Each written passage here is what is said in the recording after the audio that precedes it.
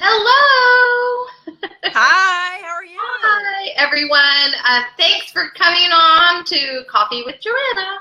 Uh, for everyone who doesn't know, this is Morgan Harris at Green Bambino. So hi, and thanks for joining us today. You're welcome. Thank you. I really want to just go right into my favorite question, which is, what kind of coffee are you drinking? I am drinking a fair trade medium roast coffee from, shameless plug, my favorite neighborhood coffee shop, Vintage Coffee, which is in an old church right around the corner from our store. I didn't take my own coffee mug with me, so rather than have a disposable cup, they let me borrow this really awesome unicorn coffee mug. I love it. That's perfect. I love that you always support the local businesses. You know all the perfect places around town. It's really nice.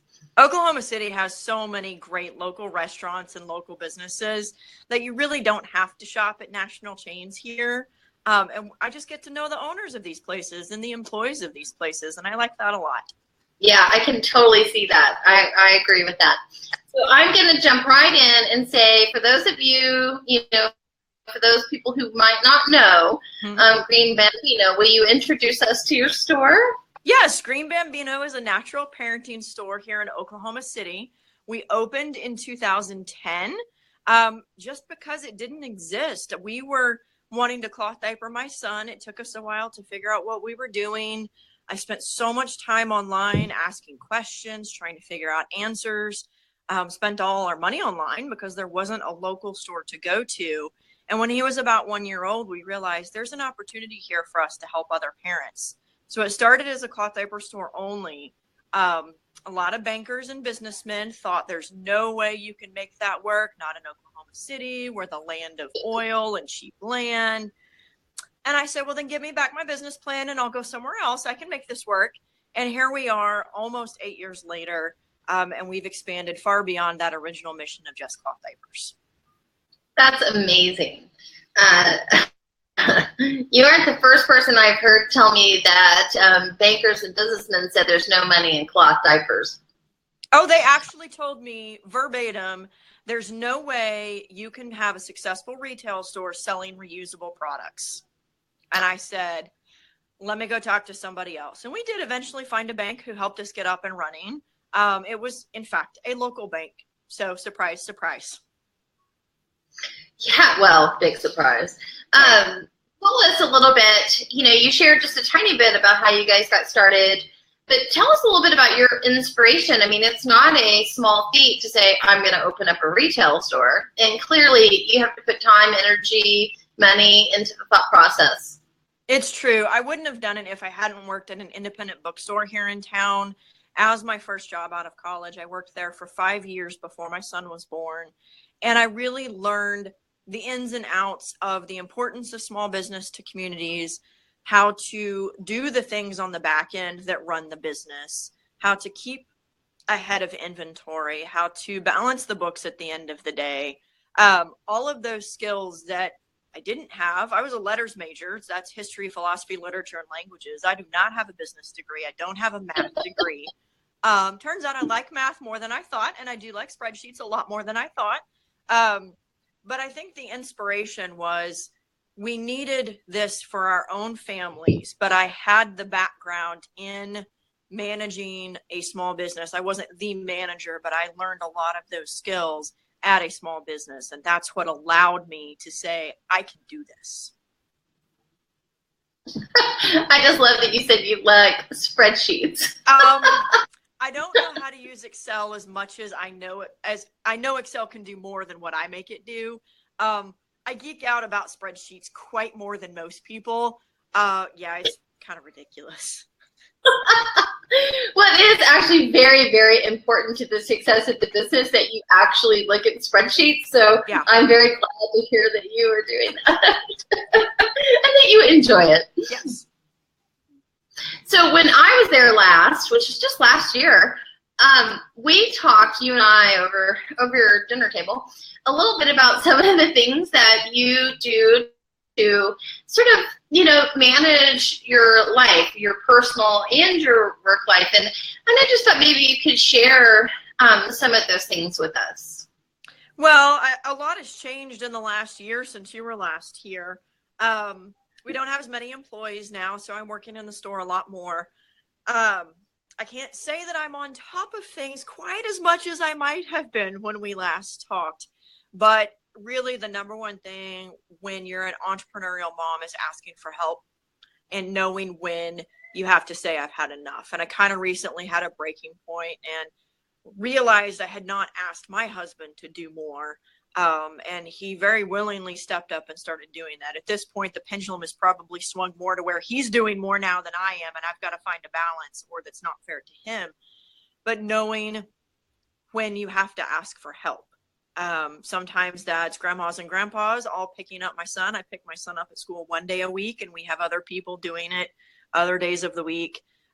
It's letting go of the fact that the house isn't going to be pretty and put together, and understanding that when you see pictures of people's houses on Instagram, 99% of us do not have a home that looks like that 24 hours a day. And for me, I have to consciously work at letting go of the idea that my house is supposed to be pretty and pristine, that everything's been vacuumed and dusted and all of that. So it can be hard because we all see what we see on social media, and then we turn that around and judge our own lives, and figuring out how to understand reality and what your own limits are and what your breaking point is, and learning how to ask for help is my big issue.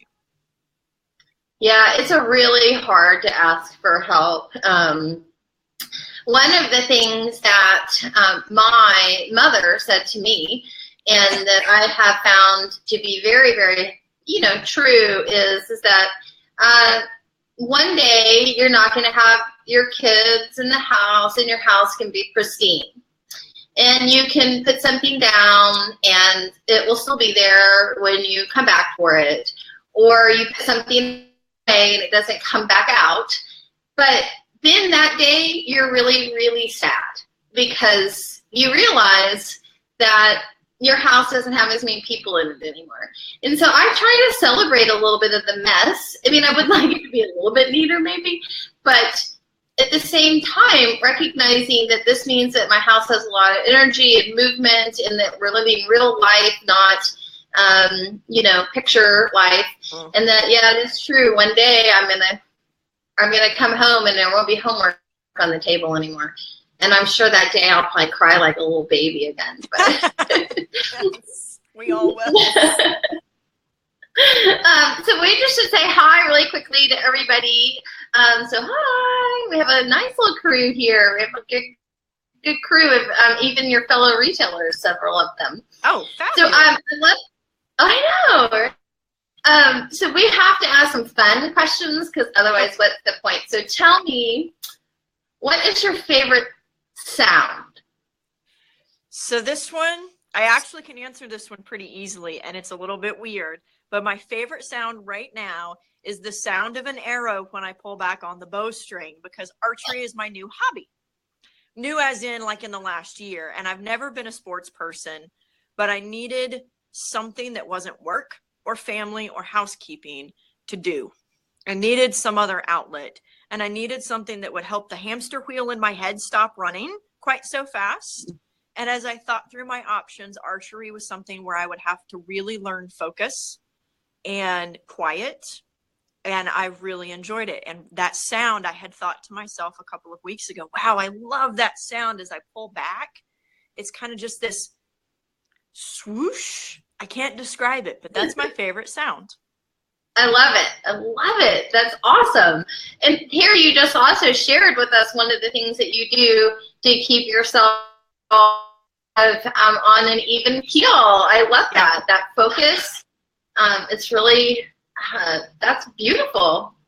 So one more fun question. What's your favorite band? Okay, this one, can I have two answers? I guess so. Okay, two answers. My favorite band to see perform live is actually a local mom and friend of mine named Casey Clifford. Anyone from the Green Bambino community watching will probably know who she is. She is a mom who tells it like it is, and her stage performances often talk about the mesh panties that we get to wear after we have a baby. Everyone who's had a baby knows what I'm talking about. So it's she's so much fun. She's so funny and so honest and truthful in her journeys as a human being. So she's my favorite to see live. And I do like to listen to her CDs in the car, but I've listened so much that my son Spencer says no more Casey for a while. Sorry, Casey. My favorite band to pick is like a political statement or something that I grew up with, is a little obscure. It's Diggable Planets from the early 90s. Wow. I saw them for the first time when I was probably 11 on In Living Color. This dates me a little bit. I'm aware of that. But their music, it just resonated with me. They have some political statements in there about women's rights and things like that I enjoy. So that's probably my lifelong favorite band. Love it. I love it. Okay. One last question, and then we'll let you get back to work.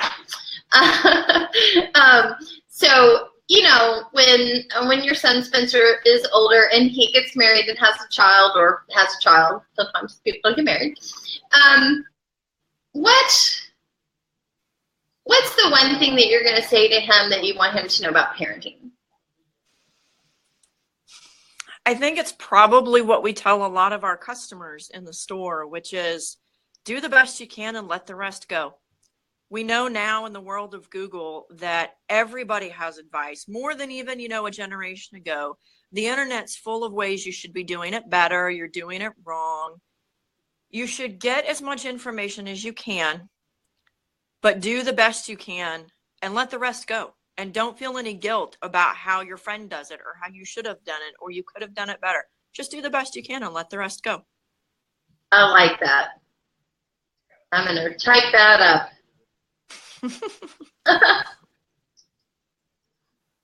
There you go. Do the best you can and let the rest go. I love it. Well, any last thoughts for me before we say goodbye? I think it's just a thank you to you, Joanna, for what you've done for the baby wearing world. We use the things I've learned from you in all aspects of what we do in helping parents. And I wouldn't be where I am today if it wasn't for what you taught me. So my last thought is thank you. Oh, well, thank you. I'm glad that you're there helping all those parents and day in, day out. I know it's an invaluable resource for town. So I'm really glad you're there. Thank you. All right, we're going to say goodbye. Bye. Goodbye. Goodbye to the unicorn cup. Goodbye.